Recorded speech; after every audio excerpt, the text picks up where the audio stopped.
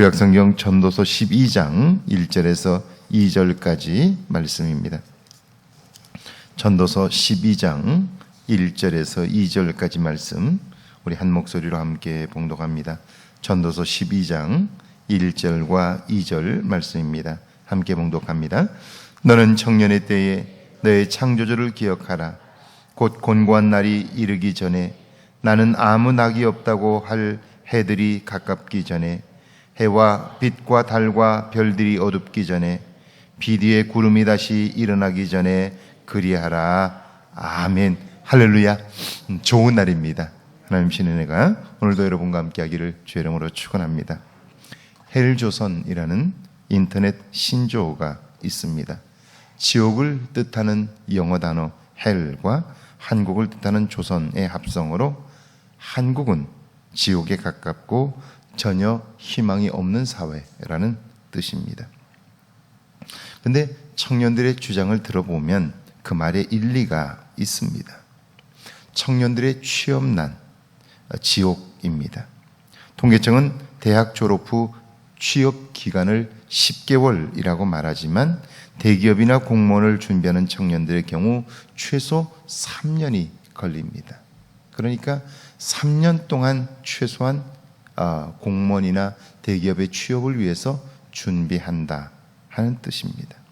취업이 되었다고 해도 서울에 집을 얻는 일은 지옥 같습니다. 몸 하나 누울 공간인데 그런데 월급의 4분의 1, 심지어는 절반 정도가 나갑니다. 직장은 아침부터 밤늦은 시간까지 일을 시킵니다. 연애를 하고 그리고 결혼하는 꿈을 꾸기에는 어렵습니다. 그렇다면 이렇게 열심히 살면 뭔가 나아진다 하는 기대가 있어야 하는데 그 기대가 어렵습니다. 서울의 집값을 여러분 한번 생각해 보십시오. 한 푼 안 쓰고 평생을 모아도 작은 아파트 하나를 살 수 없습니다. 자, 이게 현실입니다. 그래서 상황을 보면서 젊은이들은 헬조선이라고 부르는 거죠. 그런데 눈앞의 현실이 그렇다 할지라도 그런 지금 역시 내 인생의 소중한 시간입니다.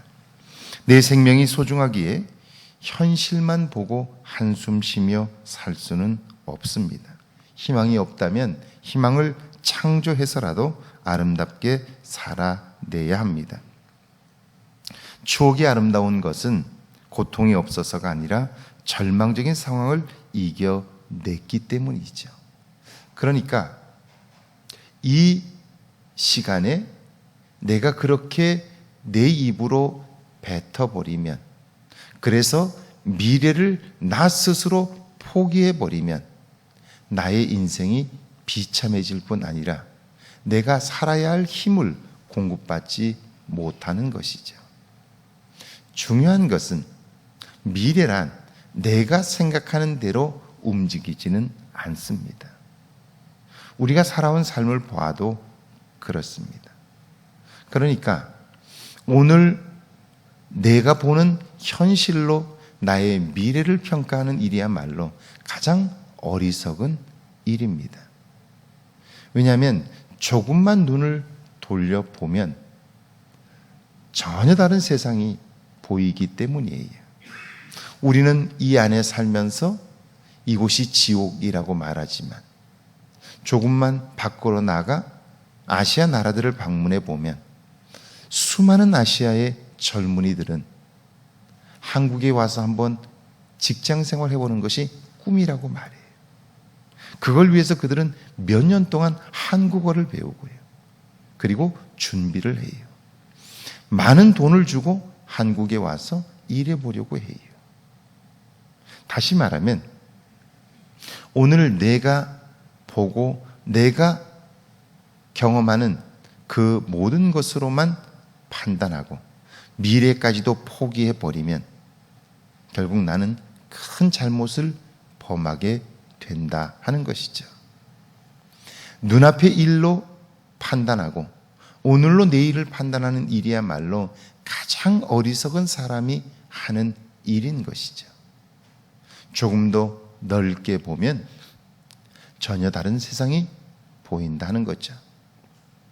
이번에 코로나19 상황을 보면서 세계가 한국을 주목하고, 그리고 코로나19 방역에 대한 찬사들이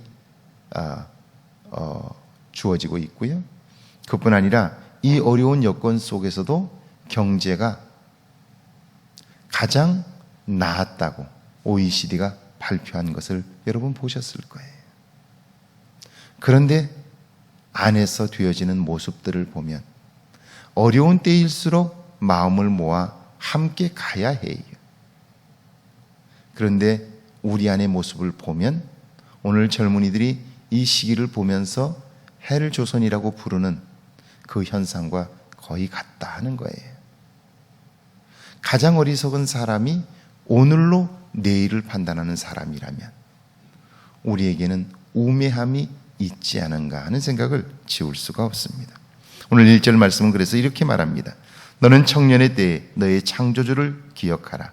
곧 곤고한 날이 이르기 전에, 나는 아무 낙이 없다고 할 해들이 가깝기 전에. 청년의 때, 미래를 알지 못하기에 불안합니다. 두렵습니다.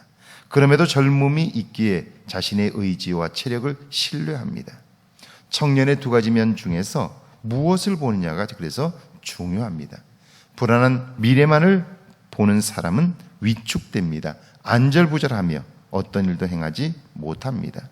반면에 자신의 의지와 체력을 신뢰하는 사람은 자신의 뜻대로 행합니다. 도전합니다.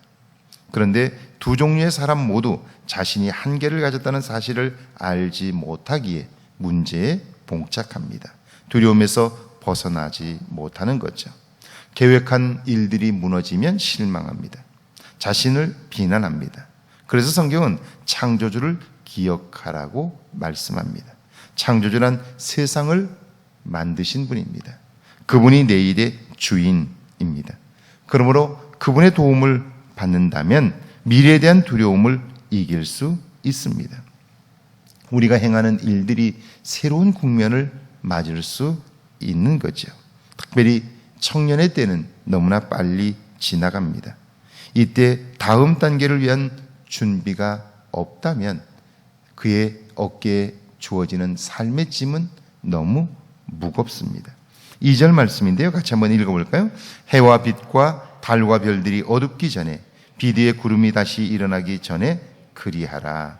만약 몸이 약해지고 가진 것이 없으며 그래서 삶에 의욕이 없을 때 하나님을 찾겠다고 한다면 그것은 쉽지 않을 것입니다. 하나님이 돕지 않아서가 아닙니다.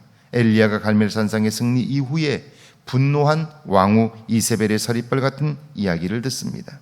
내가 매일 이맘때에는 반드시 내 생명을 저 사람들 중 한 사람의 생명과 같게 하리라. 그 말을 들은 엘리야가 우울증에 빠집니다. 하나님께 죽여달라고 요청합니다. 하나님이 그를 버렸기 때문이 아니라 자기 스스로 희망을 포기했기 때문입니다. 우리는 살아가면서 우리 스스로 희망을 포기할 만한 상황들을 만납니다. 그리고는 말하기를 희망이 사라졌다고 생각해요. 희망이 사라진 것이 아니고 내가 스스로 희망을 포기한 것입니다. 이걸 우리가 기억해야 돼요. 제가 어린 시절 겪었던 사건 하나가 제 인생에 너무나 소중한 교훈이 되고 있습니다. 제가 살았던 시대는 사실 우리나라가 급성장을 한 시기죠. 1970년대, 1980년대 굉장히 빠른 성장을 했는데요. 그런데 그 급성장의 배경에는 지금도 유엔이 금지하고 있는 10대 노동이 사실은 한 몫을 담당하고 있습니다. 제 또래의 친구들은 초등학교를 졸업하고 나서 모두 다 서울로 올라갔습니다. 올라가서 공장 생활을 했어요. 제 친구들은 거의 대부분이 그랬어요. 10대, 15, 16, 17 그 나이 또래의 아이들이 한국 산업의 한 축을 담당했어요. 플라스틱 공장에서, 그리고 재봉사로, 미싱 선반 기사로, 정말 그런 일들을 막노동하면서 그렇게 한국 사회의 한 축을 담당했어요. 저 역시 15살에 서울로 올라가서 직장을 잡으려고 여기저기를 다녔어요. 서울의 뚝섬으로, 경기도 성남으로 여기저기 안 다녀본 곳이 없어요. 아마 10곳 이상을 다녔을 거예요. 결국 취직을 하지 못하고 그 다음날 내려가야 되는데 서울의 장충당 공원, 친구가 일을 하고 있어서 방해할까봐 공원까지 걸어서 내려와서 벤치에 앉았는데 그 맞은편에 장충체육관이 보였어요. 그 체육관에는 그룹 사운드 경연대회라는 현수막이 붙었고요. 가수들이 기타를 들고 들어가는데 제 또래의 여학생들이 소리를 지르고 환호하고 있었어요. 누구는 가수를 보고 환호하는데 나는 공장에 취직을 하지 못하고 내일이면 다시 고향으로 내려가야 한다는 모습에 정말 절망적이었어요. 다시 내려가서 막노동을 하고 오징어 배를 타야 돼요. 정말 너무너무 고통스러운 시간이었어요. 그때 그 벤치 위에 올라가서 저는 절규하듯 이렇게 기도했어요. 하나님, 한 번만 제게 기회를 주시면 제 평생을 하나님께 드리겠습니다. 사실은 서울에서 직장을 잡고 공장 생활이라도 하는 게 제 유일한 소망이었는데 그걸 이루지 못하고 다시 내려가니까요, 더 이상 내 삶에 소망이 없다고 여겨진 거죠. 그런데 그날 그렇게 벤치 위에 올라가서 울며 기도했던 그 일이 내 인생에 너무나 소중한 경험이 되었어요. 그리고 제가 지금 확실히 말할 수 있는 것은 소망이란 사라지는 것이 아니라 나 스스로 포기하는 거예요. 그때 만약 제가 기도할 수 없었다면, 그랬다면 저는 소망을 포기했을 거예요. 그런데 하나님께 기도함으로 어떤 상황에서도 소망의 줄을 놓지 않았어요. 고향에 내려온 이후에 정말 안 해본 일이 없어요. 여러분은 설악산을 아마 올라보셨을 거예요.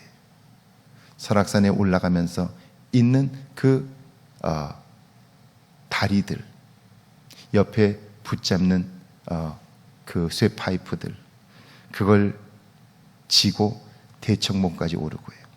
오르다 보면 대청봉 몇 킬로 하는 그 이정표, 돌로 된 이정표, 그걸 지고 대청봉까지 오르고요. 정말 안 해본 일들이 없어요. 그럼에도 불구하고 마지막까지 희망을 붙잡을 수 있었던 것은 하나님이 계셨기 때문이에요. 기도할 수 있었기 때문이에요. 하나님을 믿는 믿음만이 나로 하여금 마지막까지 희망의 줄을 놓지 않게 했고요. 그리고 오늘 아주 자신 있게 얘기할 수 있는 것은 희망은 사라지는 것이 아니고요, 나 스스로 포기하는 거예요. 그러니까 저는 이렇게 생각해요. 신앙생활을 하면서 하나님을 자기의 삶의 첫째로 두지 않는 사람들이 있어요. 예배를 소홀하게 생각하는 사람들이 있어요. 자기의 편의를 따라 생각하는 사람들이 있어요. 그 사람은 자기 앞에 위기가 왔을 때 소망을 스스로 포기할 가능성이 굉장히 높아요. 왜냐하면 오늘의 현실은 나로 하여금 소망을 포기하도록 강요하기 때문이에요. 소망을 볼 수가 없어요. 그런데 하나님을 온전히 의지하고 자기의 인생에서 첫째로 두지 않으면, 그분이 소망을 주신다는 사실을 놓쳐버리면, 그래서 하나님과의 관계를 소홀히 여기면 오늘의 우리의 삶은 나로 하여금 소망을 포기하게 만드는 거예요. 어떤 상황에서도 그것을 긍정적으로 볼 수 없게 만들고, 그래서 나로 하여금 잘못된 판단을 하게 만들기 때문이에요. 하나님을 첫째로 두는 삶, 그래서 그분을 예배하는 일을 내 인생의 첫째로 두지 않는다면 우리의 삶에서 희망을 간직하고 사는 일은 불가능할 거예요. 제 살아온 삶에서 소망이 사라진 것 같은 때는 너무나 많았어요. 그러나 그때에도 마지막까지 소망을 붙잡을 수 있었던 것은 나 때문이 아니라 하나님 때문이었죠. 하나님이 나와 함께 하심을 믿기 때문이었죠. 오늘 하루가 하나님 때문에 소망이 있는 복된 하루가 되기를 주의 이름으로 축원합니다. 우리 같이 한번 기도하시죠. 지금 가장 소중한 것을 깨달아 알게 해달라고요. 하나님을 신뢰하는 훈련을 하게 해달라고요. 이 시간 함께 기도합니다. 하나님, 저희를 사랑하사 함께 하시고 하나님의 도움을 얻게 하시나니 청년의 때에 하나님을 의지하게 하시고 하나님과 더불어 사는 복된 날들이 있도록 주여 함께해 주옵소서. 전능하신 하나님 아버지, 살면서 우리는 나도 모르는 사이에 내가 주인 되어 판단하고 그러다가 소망이 없는 것 같은 때를 만나면 소망을 포기할 때가 너무나 많습니다. 그래서 나 스스로 판단하고 행함으로 하나님 잘못된 일들을 하나님 만들고 스스로 그것 때문에 무너지는 우리의 모습들을 발견합니다. 청년의 때에 곤고한 날이 이르기 전에 하나님을 의지하게 하셔서 하나님으로 인하여 참으로 새로운 소망 가운데 거하는 저희들이 되게 하옵소서. 여호와여 은혜를 베푸시고 여호와여 새롭게 해 주옵소서. 전능하신 하나님 아버지, 진실로 주님 앞에 비옵나니 주님이 도와주시고 함께 하시고 하나님을 믿는 믿음으로 신실하게 서게 하옵소서. 하나님을 온전히 의지하게 하시고 하나님의 도움을 쫓아 살기에 부족함이 없도록 주여 역사하여 주옵소서. 정말 오늘 내 삶을 돌아보게 하시고 하나님이 나에게 어느 만큼 중요한가를 점검해 볼 수 있도록 은혜를 베풀어 주옵소서. 이 어려운 때에 다시 한번 나를 돌아보게 하시고 나의 믿음을 점검할 수 있도록 도와주셔서 소망의 주님과 더불어 남은 생애를 살아가도록 역사하여 주옵소서.